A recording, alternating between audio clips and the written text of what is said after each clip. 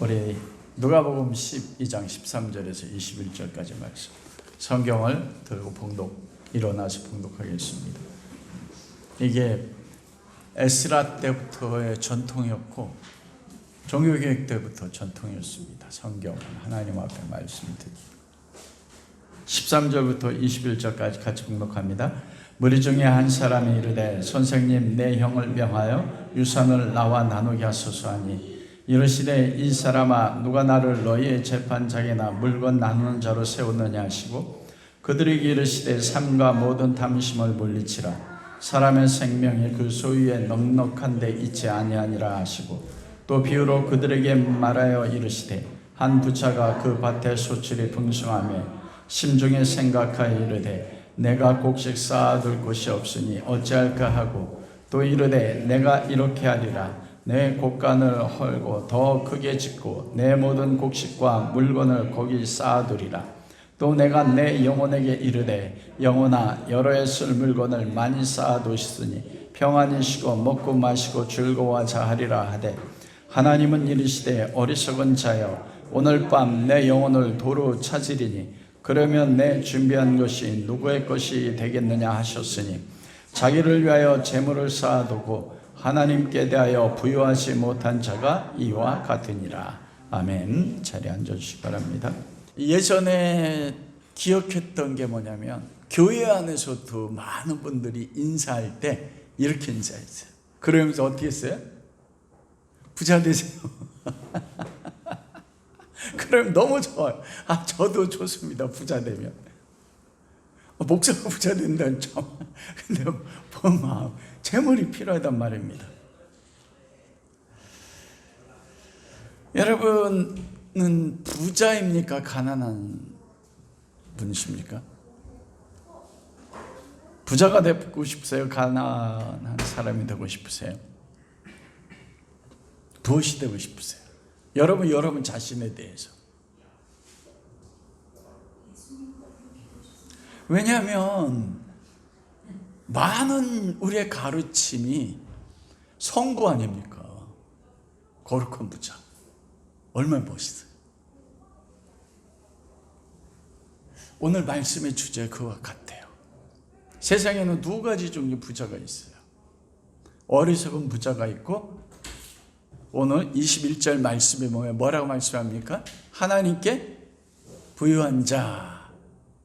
하나님이 부유하다고 인정하는 사람, 이렇게 둘이 나눠져요. 그 기준이 무엇인가? 그게 오늘의 말씀입니다. 비유는 여러분 항상 기억하셔야 돼요. 잃어버리면 안 돼요. 잘못하면 우리 어리석은 부자 되지 말자, 그렇게 나갈 수 있거든요. 아니요. 비유의 핵심은 항상 하나님 나라예요. 하나님 나라의 구성원은 어떤 사람들인가?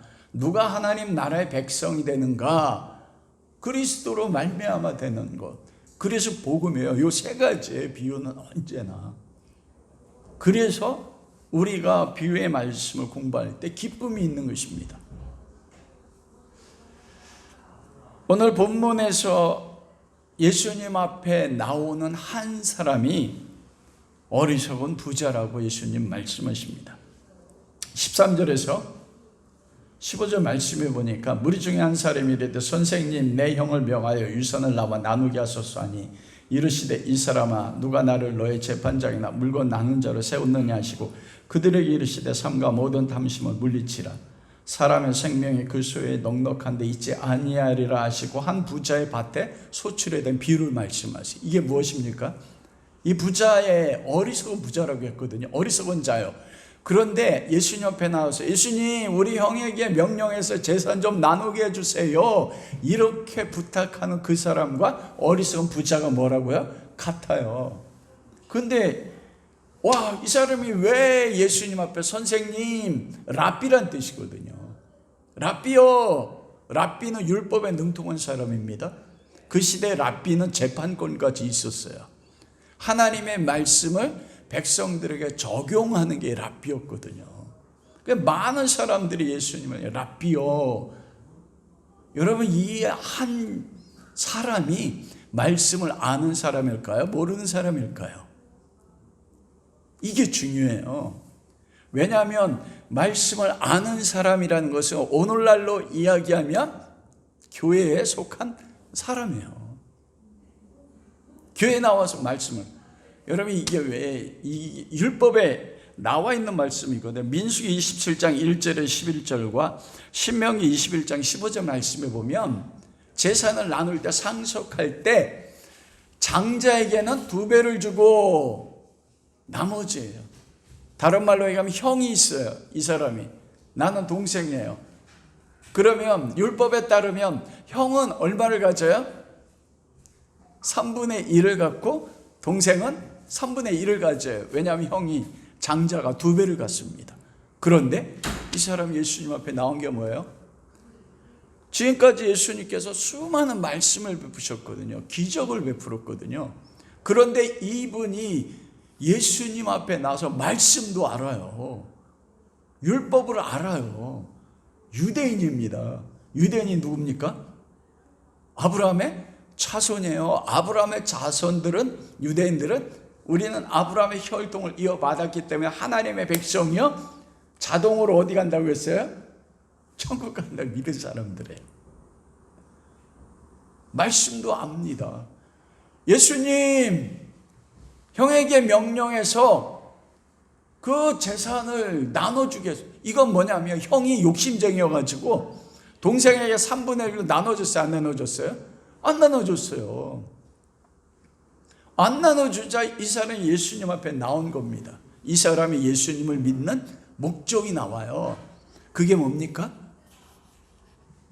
예수님을 통해서 재산 분할받는 거. 관심이 뭐에게 있었냐? 재물에가 있었어요. 그러자 예수님이 14절에 이 사람아, 누가 나를 너희 재판장이나 물건 나누느라 세웠느냐? 거절하세요. 야, 이게 수많은 그리스도인들이 예수님에 대해 가지는 인식입니다. 예수님 그렇게 말씀을 전하고 그리고 기적을 베풀었는데 그 가운데서 바로 눈앞에 계신 그분이 그렇게 모세를 통해서, 선지자를 통해서 시편에 말씀하신 하늘에서 내려온 하늘의 보화, 하나님의 아들인 걸 알아보지 못한 거예요. 그러면서 뭐예요? 목적 자체가 나를 위하여 재물을 나누시는 분, 다른 말로 이야기하면 이 예수님을 어떻게 인식했어요? 나로 하여금 이 땅 가운데서 재물의 넉넉함을 누리도록 채워주시는 분, 이게 이 한 사람이 예수님 앞에 가지고 있었던 인식입니다. 어리석은 부자의 첫 번째 특징이 그거예요. 첫 번째 특징이 무엇입니까? 말씀은 아는데 예수 그리스도는 몰라요. 요한복음 5장 35절에서 제가 항상 너희가 성경에서 영생을 얻을 줄 알고 이 성경을 상고하거니와, 바리새인 서기관도 구약성 다 암송했다고 말씀했습니다. 입으로 줄줄줄 외워요. 그러나 이 성경은 나에 대해서 증거하는 것이라. 이 구약 성경의 모든 것들이 우리가 누가복음 24장에서도 23장 엠마오로 내려가는 제자에게 예수님이 나타나셔서 모세와 선지자들을 통하여 자기에 대하여 알게 하심에 눈이 열려져서 가슴이 뜨거워지고 주 눈앞에 계신 주님을 봤어요. 와! 구약 성경을 통해 예수님을 알게 하니까 예수님을 보았거든요. 근데 너희가 나에게 오기를 원하지 아니했다. 왜냐하면 왜 그래요? 하나님의 영광을 구하지 않고 누구의 영광을 구해요? 자기의 영광을 구하니. 나와서 말씀은 압니다. 주님 쫓아다녀요. 주님 가는 곳마다 율법도 알아요. 봉사해요. 근데 예수 그리스도를 알지 못합니다. 이게 어리석은 부자예요.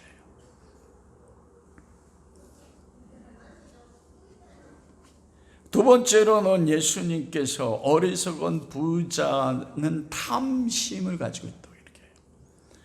예수님께서 그렇게 말하지 않습니까? 15절에 그들에게 이르되 삼가 모든 탐심을 물리치라. 사람의 생명이 그 소유에 넉넉한 데 있지 아니하다. 놀랍지 않습니까? 율법대로 예수님 배우고 했어요. 예수님 율법대로 형에게 말해서 재산을 3분의 1만 나에게 나누어주게 해주세요. 말씀대로잖아요. 근데 예수님 뭐라고 말씀해요? 그게 탐심이래요. 와, 두렵지 않습니까? 내가 행하는 모든 말씀에 따라서 행하는 것들이 겉으로는 종교적이고 말씀에 따라 살아가는 것 같은데 그 내면 속에 동기가 탐심이라는 들 수 있다는 거야. 그게 어리석은 부자의 특징입니다. 참 놀랍고 어떻게 보면 두려운 말씀이에요.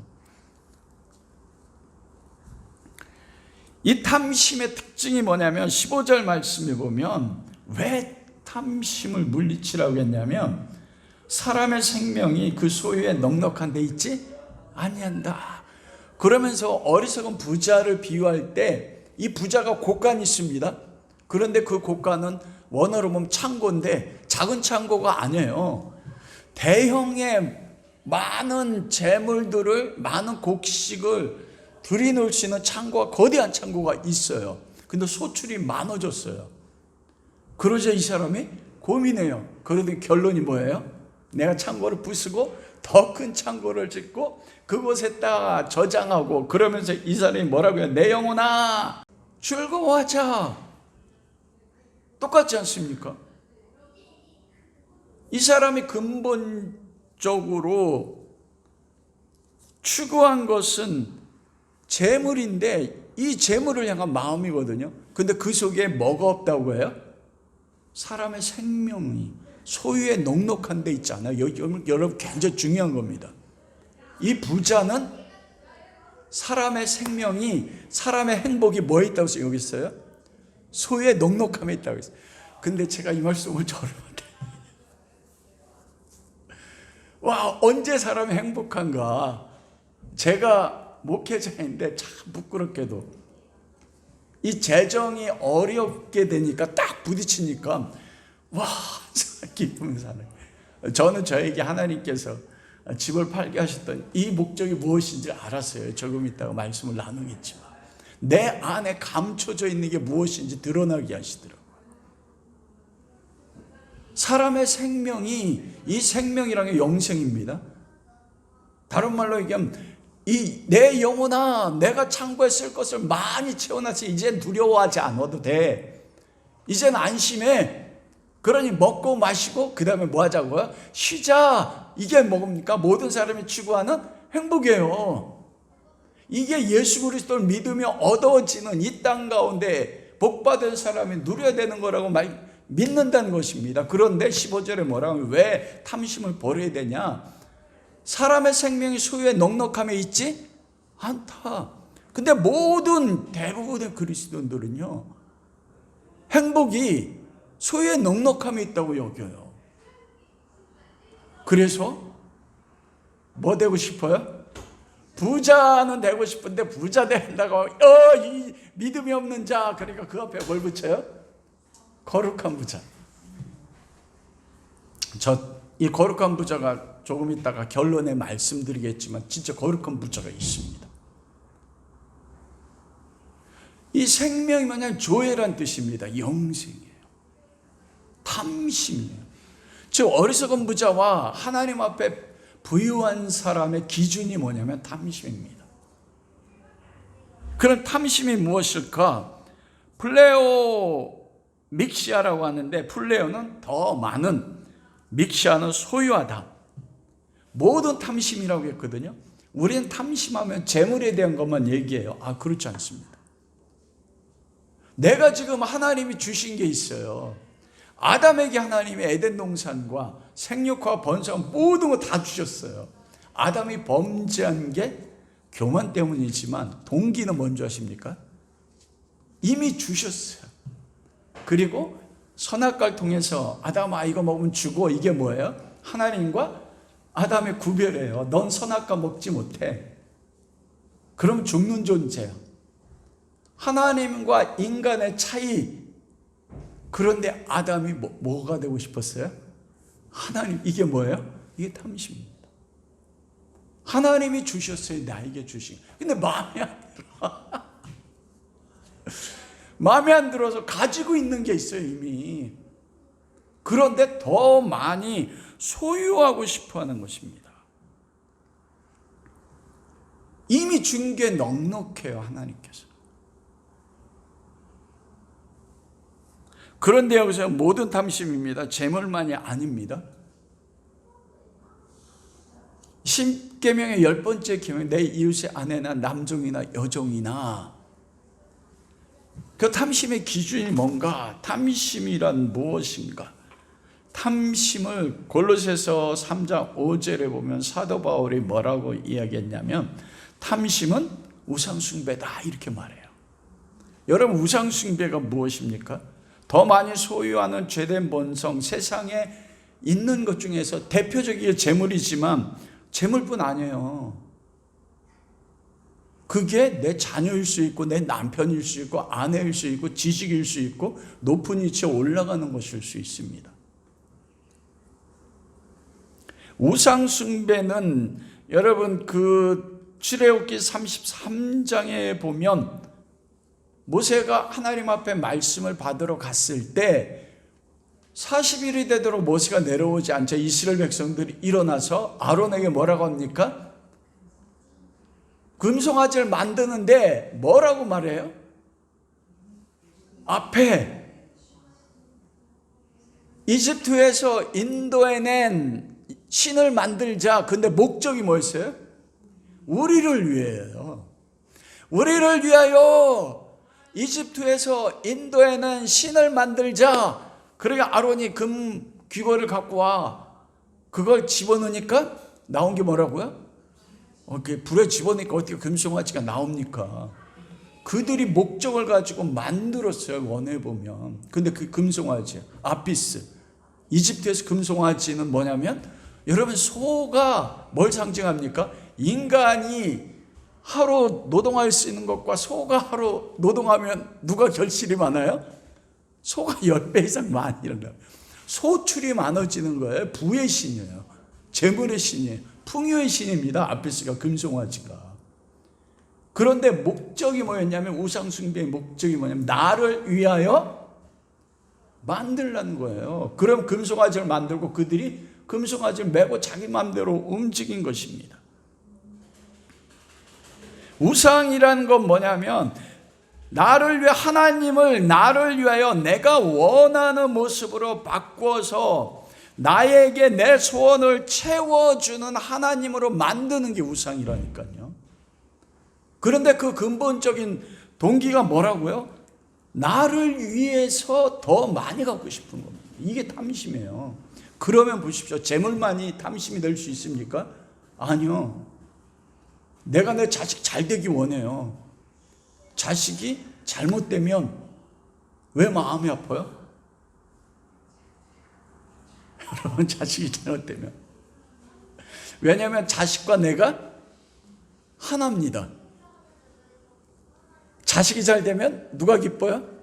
내가 왜 기뻐요? 자식과 내가 하나 됐어요. 그럴 때 자식이 우상이 되는 거예요. 왜냐하면 나를 위해서 가장 기본적인 게, 모든 동기 가운데 나를 위하여 더 많이 갖고 싶어하는 것, 그리고 그곳에서 행복을 추구하는 것. 내 영혼아, 이제는 소유가 넉넉하니, 자식이 잘 됐으니, 높은 곳에 올라갔으니 두려워하지 말고 먹고 마시고 즐기자, 쉬자. 여러분, 금송아지 만들고 이스라엘 백성이 뭐 했어요? 먹고 마시고 그 앞에 춤추며 뛰어놀았어요. 춤추며 뛰어노는데 원어가 뭐냐면 예배입니다. 와, 그 금송아지 앞에 여호와여, 우리를 위하여 풍요를 가져다 주는 분이여 찬양합니다. 그 앞에 딱 예배와 춤췄다니까요. 그게 탐심입니다. 그 내면적인 모든 동기가. 그래, 이 세 번째 탐심의 목적은 뭐냐면 이 땅의 행복입니다. 그래서 이 한 사람이 형에게 3분의 1을 주십시오. 왜요? 그 3분의 1 재물을 가지고 이 어리석은 부자가 예수님 내면을 본 거예요. 어리석은 부자가 창고에다가, 창고가 이미 가득 차 있는데 더 크게 줘가지고 그거 가득 채웠어요. 왜 그럴까요? 좀 이따 결론을 이야기하지만 하나님 알지 못한 거예요. 나의 모든 안정감이 어디 있습니까? 재물에 있어요. 나의 안정감이 나를 위한 나의 남편, 나의 아내, 나의 자식, 나의 지식, 사람들로부터 인정받는 인정, 그것이 나의 그래서 18절과 19절에 곳간을 더 크게 짓고 대형 창고를 만족 꽉 채우고 내 영혼아 평안히 쉬자. 저도 평안히 쉬고 싶어요. 나이가 60이 되니까. 왜냐하면 세상 친구들 중학교 때부터 사귀었던 동기들을 한 몇 달 만에 꼭 만나거든요. 이놈들은 대기업 이사, 대기업에서 했으니까 보너스도 받고 퇴직금도 받고 그러면서 이제는 편안히 쉬는 거예요. 근데 저는 지금 어떻게 해요? 우리는 이제 시작이라고 합니다. 그러니까 평안히 쉬자. 먹고 마시고 영혼아 즐거워하자. 이 탐심의 목적의 방향성이 어디 있냐면 세상적인 행복입니다. 안정감에 있어요. 안정감이 하나님에게 있지 않고 세상 가운데 있는 거, 그게 탐심인데 그 사람이 뭐라고요? 어리석은 부자예요. 어리석은 부자의 세 번째는 무지합니다. 왜냐하면 세상의 행복이 재물의 창고에 가득 찬 창고에 보고 와 이거 뿌듯할까요? 뿌듯하지 않을까요? 예를 들면은 저희 집에 방이 3개인데 방 하나에 딱 문을 열면, 여러분 예전에 돈의 맛이라는 영화 봤어요?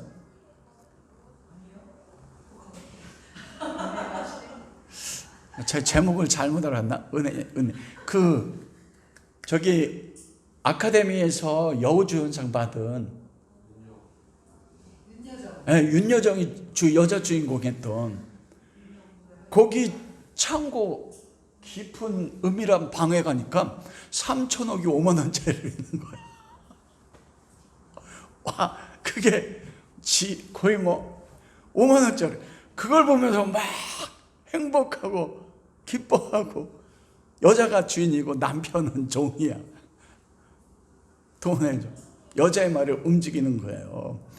그거 보면서 막 눈이 바뀌어지는 거. 이 부자가 그랬지 않았을까? 그런데 제 마음속에도 야, 우리 집에 방 한 칸에 그게 뭐야? 한 50cm만 쌓여있어도 그거 보면 내 마음에, 내 영혼아 두려워하지 마. 너 노년의 애태도 괜찮아. 그래서 제가 어디 결론이 먼저 합니까? 내가 부자네. 어리석은 목사가 무지예요. 예수님이 뭐라고 말씀하셨냐면 오늘 밤 내 영혼을 찾으면, 예수님 그렇게 말씀하지 않습니까? 거기에요. 20절 하나님이 이르시되 어리석은 자여 오늘 밤 내 영혼을 도로 찾으니 그러면 내 준비한 것이 누구의 것이 되겠니? 뭐에 대해서 무지하니? 이 부자가 여러 해 계획을 세워가지고 집안에다가 창고도 있는데 덕후에 꽉 채워놨어. 이제 안전하다고 여겼어요. 이게 모든 그리스도인이 아니고 우리 교인들 빼놓고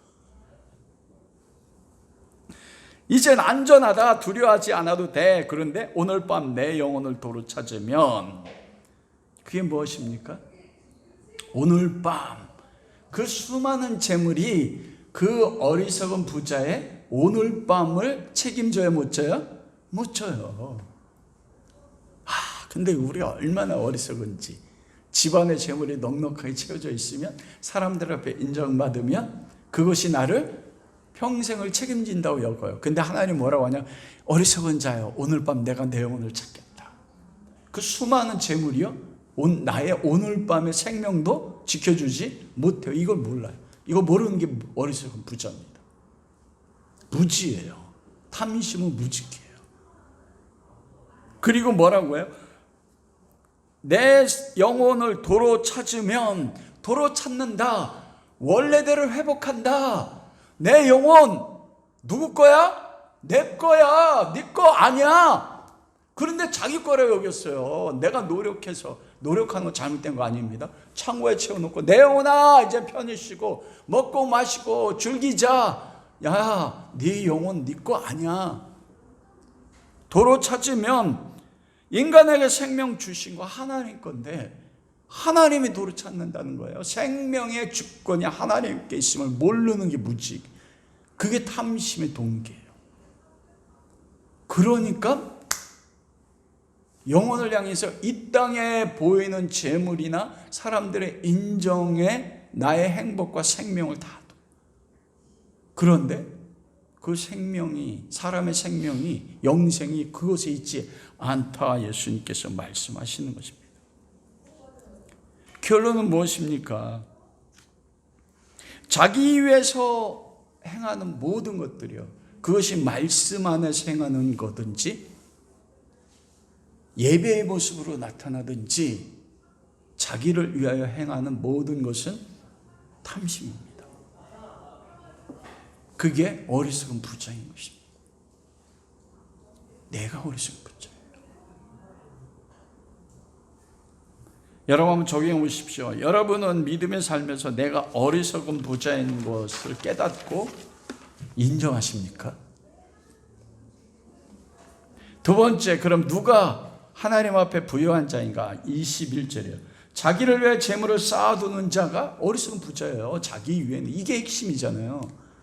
그런데 하나님께 대하여 부유하지 못한 자, 이건 다른 말로 얘기하면 자기에게 부유한 자에서 어리석은 부자가 있고 하나님 앞에 부유한 자에서 하나님이 인정하는 부자가 있다, 이거예요. 이게 성부예요. 돈 많은 사람은 성부 아니에요, 여러분. 재물이 많아서 나눠준 사람은 성부 아닙니다.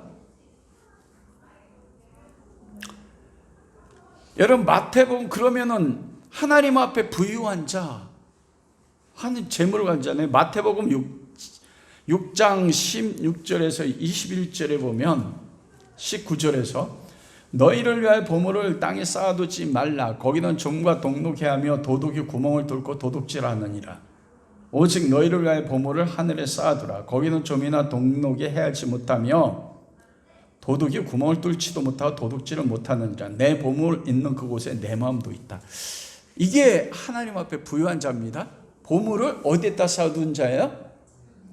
네, 하늘에 쌓아둔 자. 근데 이거 잘못 해석하면 보물이 내 마음 있는 곳에 보물이 있다고 했잖아요. 요거 잘못하면 이 땅에서의 재물이나 물질이나 이것을 하나님에 쓰면 하늘에 쌓는 거다, 이렇게 해석할 수 있는데 근원적 해석은 좀 다릅니다. 그게 마지막에 적용되는 한 부분은 맞아요.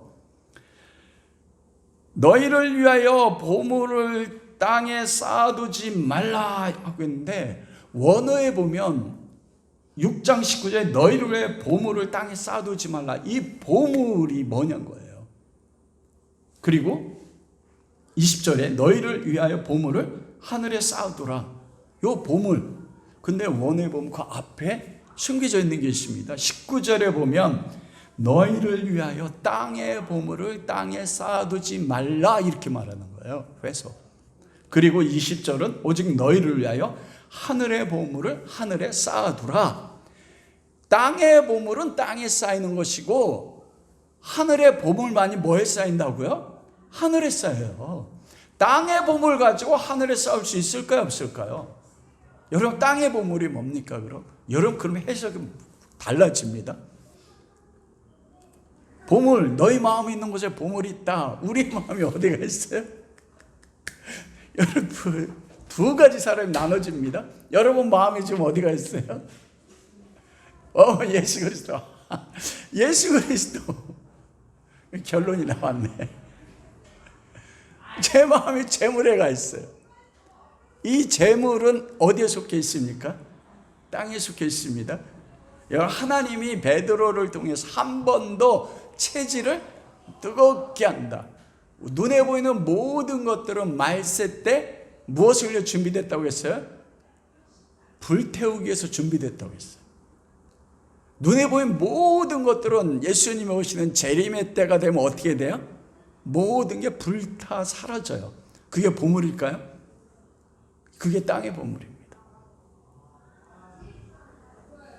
땅의 보물, 모든 사람들이 땅의 보물을 땅에 쌓아두지 말라는 거 뭐냐면, 예수 그리스도를 믿는데도 땅의 보물을 얻기 위해서, 땅의 보물을 쌓기 위해서 살아간다는 거예요.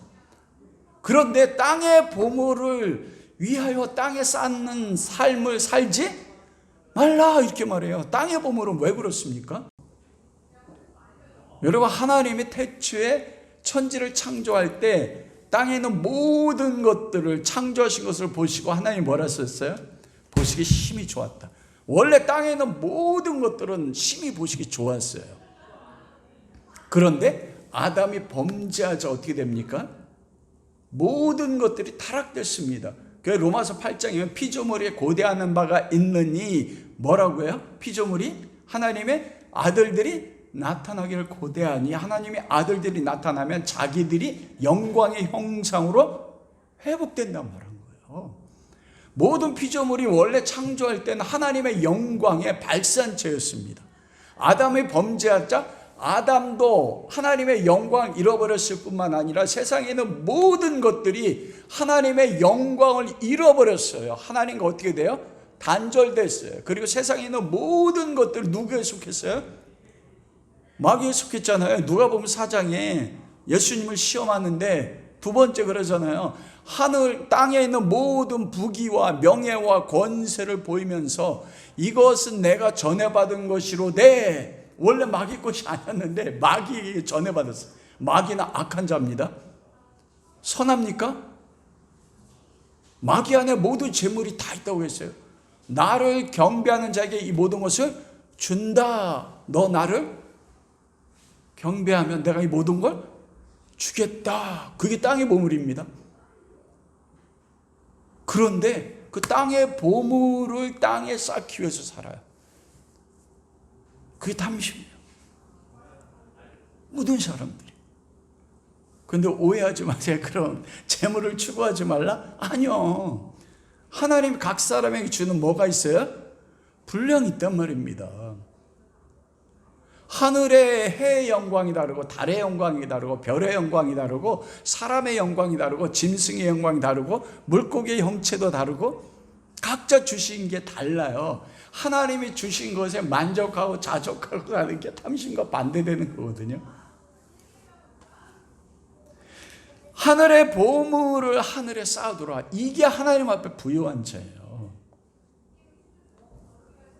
여러분, 좀 여러분이 배운 것과 다르지 않습니까? 재물을 하늘 창고에다가 저축하라고 하잖아요. 여러분, 그것은 하늘의 보물을 하늘에 쌓아두고 나서 적용된 한 부분입니다. 먼저 명확하게 알아야 될 게 있어요. 땅의 보물이 있고 하늘의 보물이 있어요. 하늘에서 내려온 보물, 하늘의 보물만이 하늘에 쌓인다니까요. 하늘의 보물은 어디에 속한 겁니까? 하늘에 속했어요. 이 땅에 존재하지 않는 거였어요. 그런데 하늘에 속한 보물이 이 땅에 내려왔어. 그게 누굽니까? 아까 결론을 얘기했잖아요. 예수 그리스도. 하나님 보좌 우편의 영광 가운데 계신 예수 그리스도. 그래, 우리가 이경희 사모님 골로새서 2장 3절 할 때 제가 깜짝 놀랐다니까. 설교 나눈 것도 아닌데 그 안에 지식과 지혜의 모든 보물이 감춰져 있다. 고린도서는 그리스도는 하나님에게 나타나서 우리에게 의로움과 진리와 참됨과 모든 것이 되신다고 말했잖아요. 오직 그리스도 예수만이 하나님께로부터 오신 뭐예요? 하늘의 보물이에요. 이 땅 가운데 어떤 것도 하늘의 보물 없습니다, 여러분. 하늘의 보물을 하늘에 쌓아두는 거. 그래서 밭에 감추인 보화가 있잖아요. 이게 땅의 보화가 아닙니다, 여러분. 천국 비유잖아요. 천국은 밭에 감추인 보화. 그 보화가 누구라고요? 예수 그리스도 때문에 농부가 땅을 샀어요. 땅은 세상에 속한 거잖아요. 땅 속에 있는 그리스도를 산 겁니다. 그게 뭐예요? 하늘 보물을 하늘에 쌓는 거예요. 그리스도를 보물을 얻기 위해서 내가 가진 모든 걸 누구에게? 그리스도에게. 거기서 나오는 게요, 우리가 양과 염소에서 지극히 작은 자, 난 기억도 못하는데 내 재물을, 내 재능을 지극히 작은 자가 굶주릴 때 먹이고 목마를 때 마시게 하고 헐벗을 때 입히고. 근데 나는 몰라. 왜냐하면 하나님의 베푼 은혜와 내가 비유하니까 기억할 수도 없어요. 내놓을 수도 없는 겁니다. 모든 내가 땅에 밭에 일구는데 그 목적이 뭐냐면 그 밭에 감춘 보화를 사기 위해서 모든 것 다, 이게 하늘 보물을 하늘에 쌓는 것입니다. 오직 예수 그리스도 저축하는 거잖아요. 오직 예수 그리스도만을 사랑하는 거예요. 나의 삶의 전부를 통해서 내가 무엇을 말하고 무엇을 행하고 무엇을 생각하든지 그 모든 동기가 뭡니까? 나의 영광이 아니라 하나님의 영광을 위해서예요. 그리스도께서 나에게 말하는 대로 모든 걸 다해서 아버지를 영화롭게 하는 것처럼 나의 마음과 생각과 행하는 모든 걸 거기에 집중되어 있습니다. 그런 사람이 있어요? 절망이잖아요. 그게 하늘의 보화를 하늘에 쌓는 자예요. 인간의 능력, 하늘의 보화를 하늘에 쌓는 자가 어디 있습니까?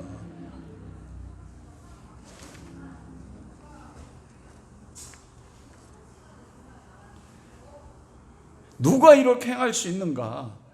여러분, 마가복음 10장 17절에 22절, 제가 비유가 복음이라고 말씀드렸어요. 하나님 나라요. 거기에 보면 부자, 관원, 청년이 나오잖아요. 이 사람이 선한 선생님, 내가 무엇을 해 영생을 얻으리이까? 십계명을 지켜라.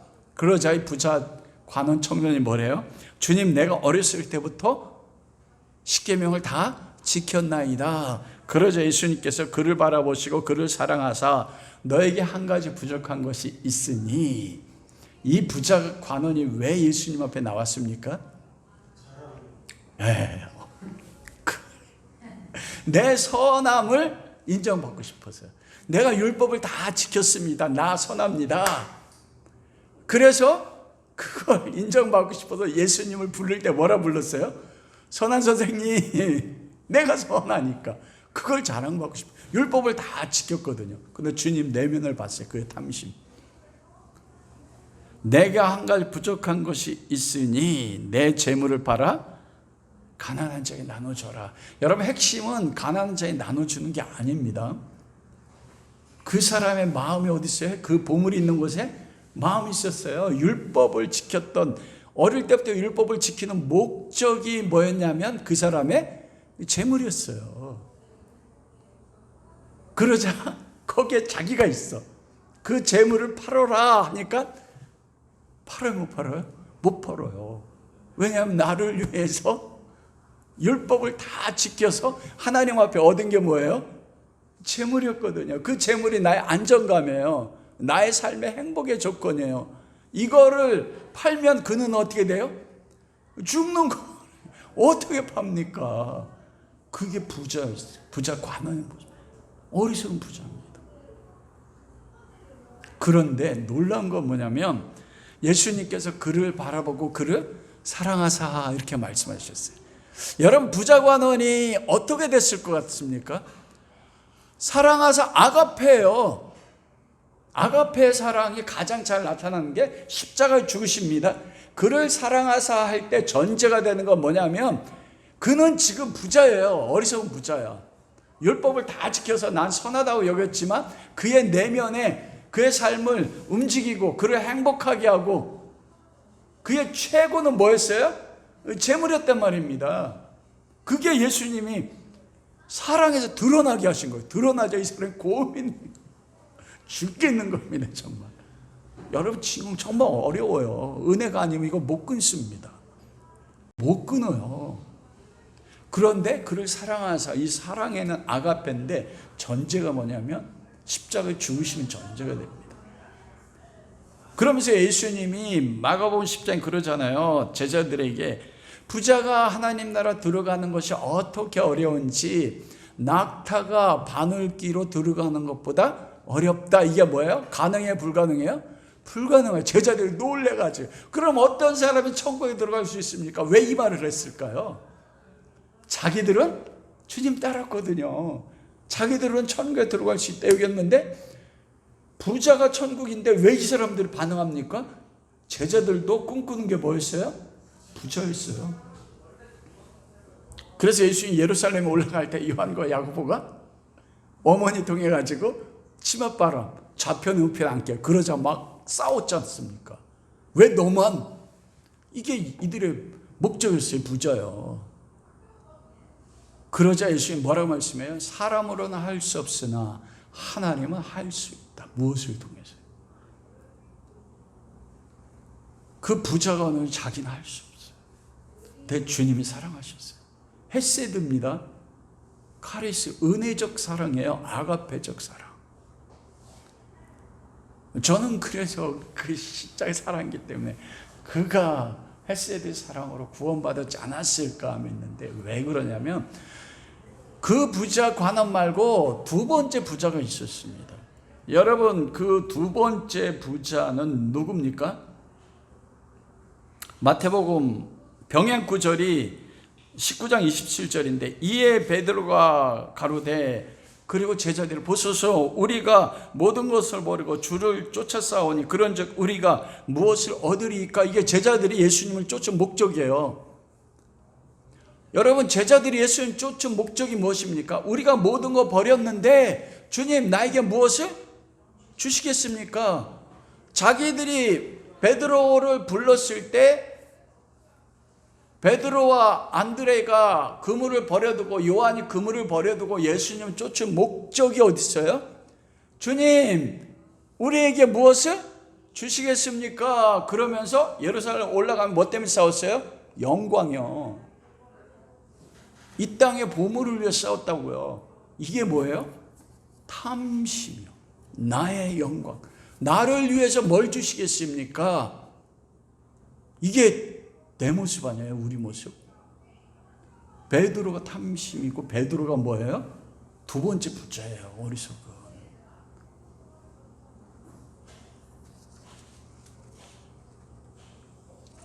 여기서 절망이 있지 않습니까? 내가 베드로. 그런데 비유는 은혜라고 하잖아요. 그 베드로가 어떻게 됩니까? 주님이 그를 이끌어 가세요. 이 부자 관원으로 하여금 나 선하잖아요. 율법 다 지켰잖아요. 주님 딱 한마디 너 재물을 팔아서 가난한 자 나눠줘. 그러자 그 안에 드러난 게 감추는 게 드러났어요. 왜 욥이 고난당합니까? 그 의로운 욥이요. 나중에 세 명의 친구 싸우되 나에게 죄를 찾아봐라. 하나님 나와 대면해 보십시오. 내가 죄가 어디 있습니까? 내가 두려워하던 것이 나에게 임했으니. 하나님 앞에 의롭다는데 두려워한 게 뭐였어요? 재물이 무너지는 게 두려웠어요. 왜냐하면 재물이 안정감이었어요. 자식이 죽는 게 두려웠어요. 자식이 뭐였어요? 안정감이었어요. 무섭지 않습니까? 자식을 쳐요. 아내도 저주예요. 아내가 뭐였어요? 안정감이었어요. 두려워하던 게 그 안에 감춰져요. 사랑하사 욥 안에 있는 걸 어떻게 했어요? 드러나게 하신 거예요. 욥이 그게 드러나잖아요. 처음에는 입술로 범죄하지 않다가 세 명의 친구가 너 죄 때문이야 죄 때문이야 그러니까 열받아 교만함이 나타나. 니네가 하나님 앞에 죄를 진 게 뭐니? 내가 고아와 과부를 그냥 보낸 적이 없고 내가 가난한 자를 구제한 적이 구제를 위해서 나의 모든 걸 희생한 것이 하나님 나와 대면해 보십시다. 욥이 부자였다니까요.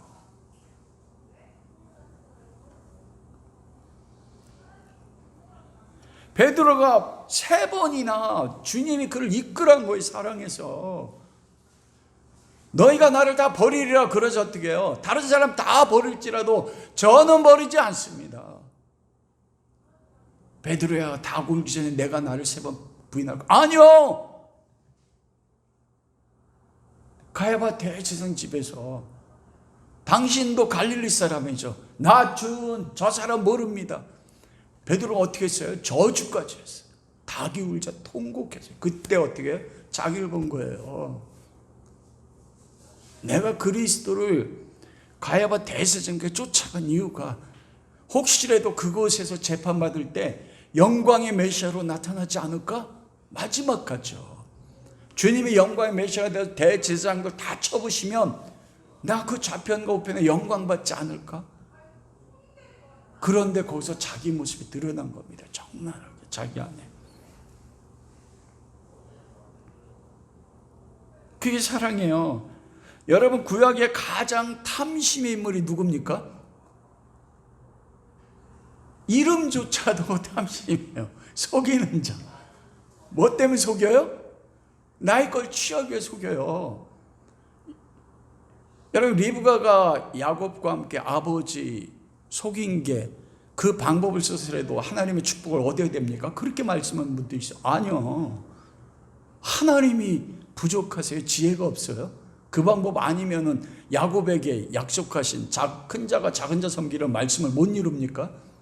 리브가가 야곱이 탐심으로 자기를 위해서 자기의 방법에 따라 행한 거라고요. 아버지와 형을 속이면서까지 나를 위해서 하나님의 언약이라는 명분을 가지고 나를 위해서 속이고 탐해서 취한 겁니다. 그게 어리석은 부자의 모습이에요. 자기를 위해서. 그런데 그 야곱이 어떡합니까? 형 에서가 400의 군대를 거리고 오자 두 때를 나눠서 종의 자식들과 철을 보내고 그 다음에 마지막에는 누구죠? 라헬하고 요셉 남기고 그리고 보내고 마지막까지 누가 남아요? 자기 남자. 와, 그게 부자예요.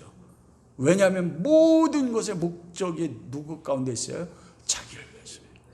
놀랍게 야복강에 있을 때 그가 하나님 찾지 않았습니다. 하나님의 사자가 야곱에게 찾아와서 씨름을 거셨어요. 도전하신 거. 야곱의 삶을 뒤돌아보게 하셨어요.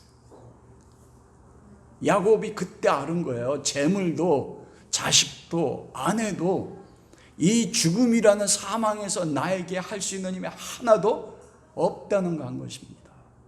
내 존재가 무엇인지 알았어요. 내가 지금까지 추구하고 있는 것이 그러자 나와 씨름하는 이분이 여호와의 사자이자 목숨 걸고 달려든 겁니다. 나에게 복 주시지 않으면 당신 갈 수가 없습니다. 복을 주시는데 어떻게 줘요? 야곱의 환도뼈를 친다고요. 여러분, 환도뼈는 뭐냐면 생식기가 있는 위치예요. 성경에는 우리말로 환도뼈가 되어 있지만 남자의 생식기가 있는 그 뼈와 뼈 사이 엉치뼈 있는 그게 환도뼈거든요. 환도뼈를 쳤다는 것은 야곱의 생명을 쳤다는 거예요. 야곱이 지금까지 살았던 야곱의 존재를 그때 치신 거예요. 그리고 야곱을 이스라엘로 다시 태어나게 합니다. 인간은 여러분 죽어서 다시 태어나는 게 가능해요?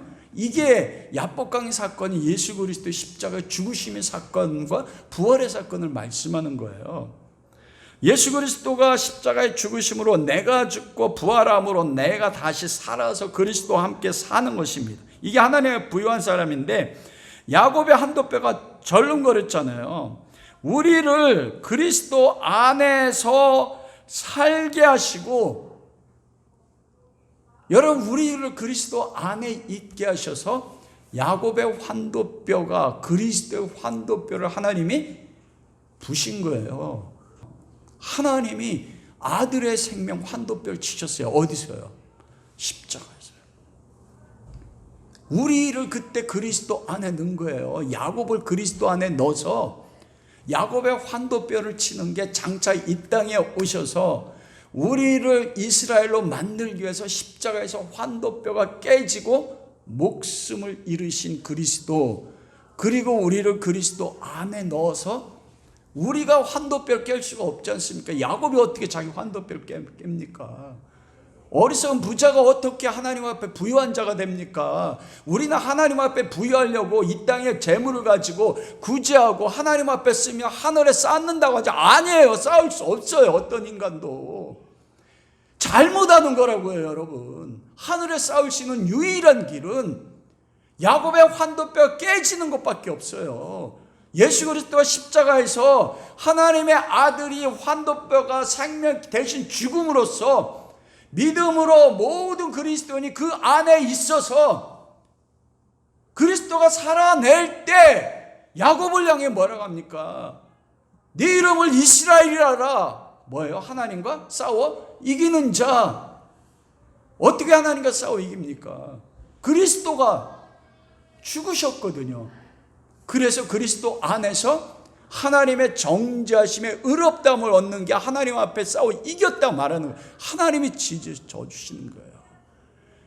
어리석은 부자가 야곱이 그때 뭐로 바뀌어요? 이스라엘로 바뀌어요. 우리가 양과 염소에서 우리 창세전에 이미 그리스도 안에서 뭐라고요? 너 양이야. 할렐루야. 그래서 우리가 누구예요? 예수 그리스도 안에서 그리스도가 십자가 환도뼈가 깨져 죽으시고 그때 우리가 그리스도 안에 죄와 세상과 탐심에 대해 죽고 그리스도가 살아날 때 하나님에 대해서 의에 대해서 그리스도에 대해 다시 살아나는 자. 이 사람이 뭐예요? 하늘의 보물을 하늘에 쌓는 자. 이게 뭡니까? 정체성이라니까요. 그래서 우리가 뭐예요? 그리스도 예수가 우리 안에 있기 때문에 우리는 하나님 안에서 하나님 뭐라 말씀해요? 이스라엘아, 하나님 앞에 부유한 자요. 내가 뭘 했기 때문이 아닙니다, 여러분. 내가 내 재물을 다른 사람 구제해서 그게 하늘에 쌓이는 게 아니라니까요.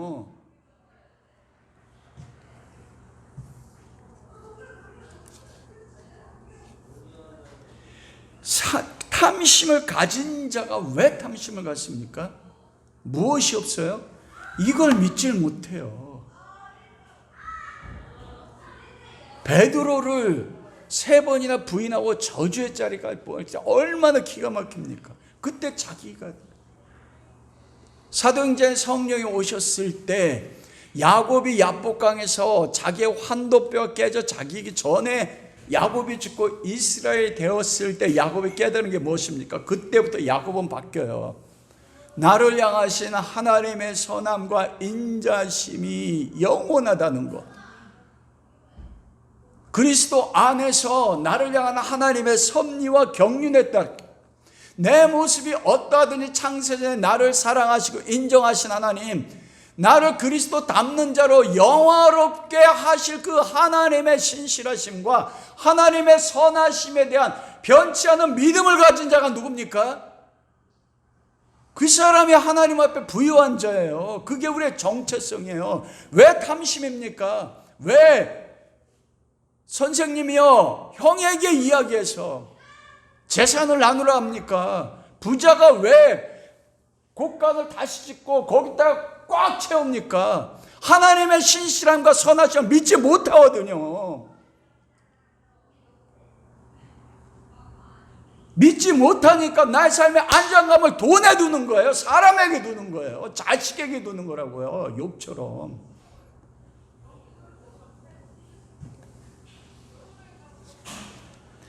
그리스도 안에서 주님의 선함과 인자심에 따라서 나를 어떻게 만들었어요?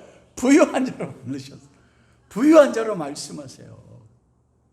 할렐루야. 이 복음 아니에요, 복음. 얼마나 기쁩니까? 내가 뭐 해서 하나님이 너 하늘의 보물을 하늘에 쌓는 자야? 아니요. 여러분 구제를 통해서 구제하지 말라는 거 아니에요? 마지막 이야기하겠지만 구제하는 것도 하늘에 쌓는 건데 이게 먼저 있어야 돼요. 하늘의 보물이 그리스도가 나의 삶에 전부가 돼서 그분이 나의 삶의 첫째가 되고 그분 안에서 내 의롭된 믿음 가운데 살아가는 것, 그리고 그 안에서 되어지는 모든 것이 뭐예요? 하늘에 쌓는 거예요. 내 재물을 구제하는 것만 하늘에 쌓는 게 아니에요. 그때가 되면 예배하고 기도하고 교회 와서 화장실 청소하고 이것도 다 뭐예요? 예수 안에서 행하는 모든 것이기 때문에 양과 염소했다. 나는 기억하지 못하는데 예수님 뭐래요? 너 카운트했어. 기억해. 너 그때 나 굶주릴 때 먹을 거 줬잖아. 와, 얼마나 놀랍습니까?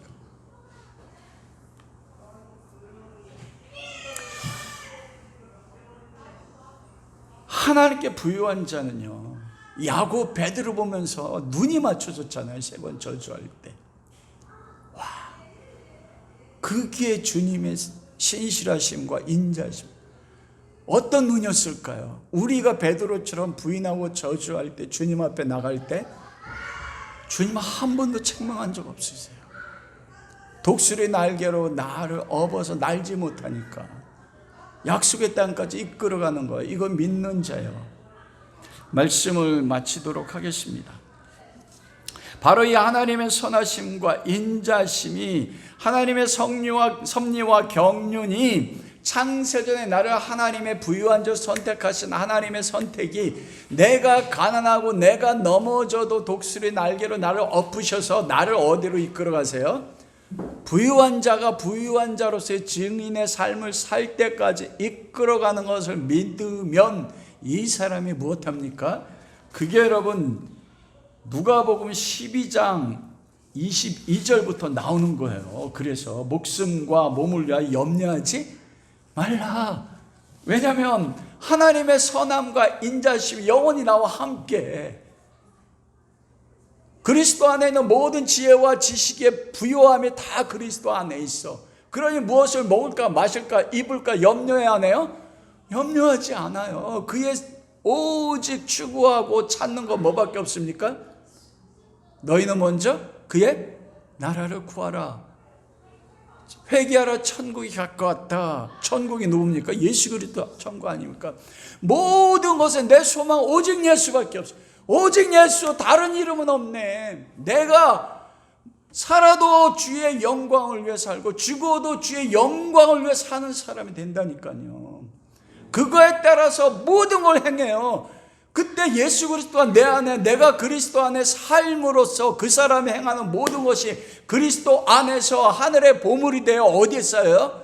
하늘에 쌓아서 주님 앞에 설 때 나는 기억 못하는데, 착하고 충성된 종아, 너 어찌 그렇게 나를 사랑하고 나를 섬겼니? 그것이 우리의 정체성이, 그것이 바로 하나님 앞에 부유한 자입니다. 그 하나님의 부유한 자가 바로 여러분 모두인 것입니다. 그런 은혜가 함께 할 수 있기를 주님의 이름으로 축원합니다.